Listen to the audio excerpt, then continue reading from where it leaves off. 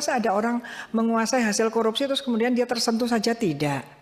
Nah ini kan kita mau membangun integritas bangsa, moral bangsa. Jangan mau menikmati hasil kejahatan.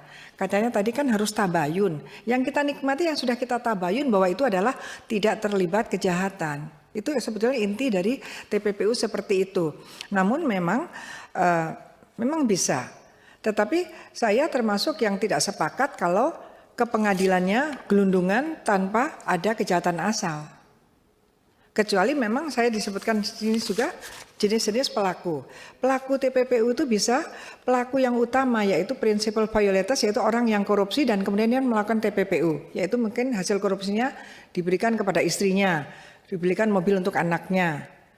Nah itu adalah pelaku, dia dapat yang double crimes. Dia kejahatan asal, korupsi dan TPPU. Dia dua dalam satu berkas kalau bisa, pasal 75 kan disampaikan dalam hal penyidik tindak pidana asal menemukan bukti permulaan tindak pidana pencucian uang, maka penyidik menggabungkan antara tindak pidana asal dan TPPU dan lapor kepada PPATK.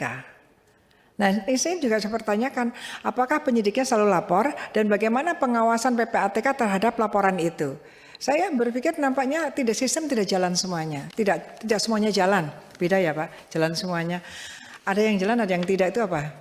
Tidak semuanya jalan apa tidak jalan semuanya. Jadi saya agak takut kalau di sini Pak, nanti kayak Pak Arteria nanti ya.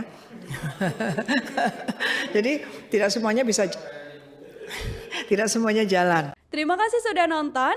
Jangan lupa like, subscribe, dan share ya.